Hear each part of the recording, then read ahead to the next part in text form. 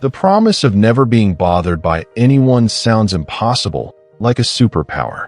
But it's not about suppressing your feelings or becoming numb. It starts with a simple, ancient distinction from Stoic philosophy, one that changes everything when you truly see it. Consider a moment you've likely faced. A colleague makes a dismissive comment in a meeting, or a family member criticizes you unfairly. Your immediate reaction is frustration, a flash of heat. That feeling seems automatic, as if their action directly caused your anger. But Stoicism asks us to pause and separate two things: what they did and the judgment you placed on it. Their action, the words they chose, their tone, is outside your control. It belongs to them. Your judgment, the story you tell yourself about what it means, is yours. This is the core mechanism. The anger you feel isn't caused by them. It's sparked by your own internal verdict that what they did was wrong, unfair, or a personal attack. So the journey to never being bothered isn't about controlling the world. It's about correctly assigning responsibility. You learn to see the boundary. Let's follow someone on this path. Meet Alex, who's stuck in that cycle of reactive frustration, feeling hijacked by other people's behavior every day. Alex believes the problem is out there, but the real shift begins when they start to ask, what part of this storm is actually inside the fence of my control? So Alex starts to ask that question. What part of this is actually inside my fence? And the answer is their own judgment. The anger didn't come from the colleague's dismissive comment itself. It came from Alex's immediate, internal verdict that the comment was unfair, disrespectful, a personal attack. That verdict is the impression, the initial story your mind creates about an event. And this is where ancient Stoics like Epictetus introduced a powerful mental maneuver. They called it prohairesis, your faculty of choice, your power to assent or dissent from impressions. In modern terms, we might call it cognitive distancing.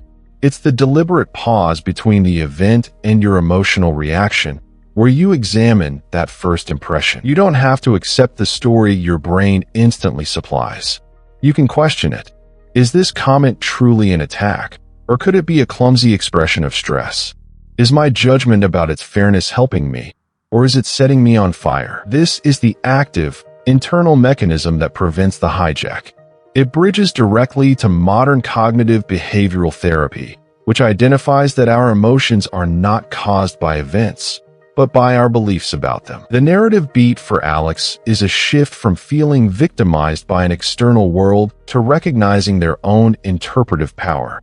The other person's action is outside the fence, but the judgment that it's wrong, that's inside.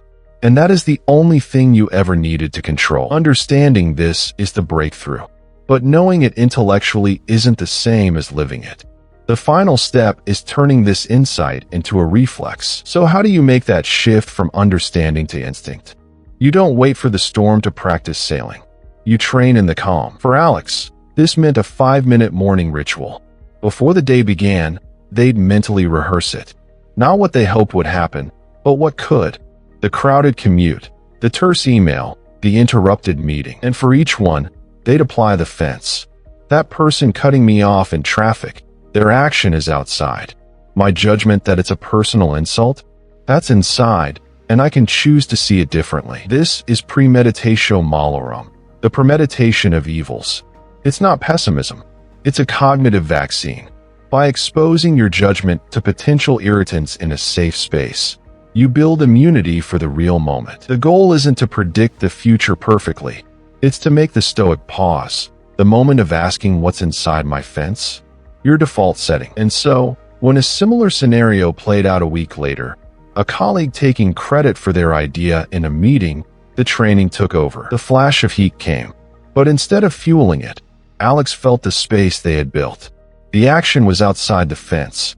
Their judgment and response were firmly inside. They didn't become a robot. They felt the sting, but it didn't command them. They chose a measured, effective response later. The victory wasn't over the other person, but over the automatic hijack of their own mind. This is the practice. Not a one-time mental trick, but the daily, smallest step rehearsal of your sovereignty.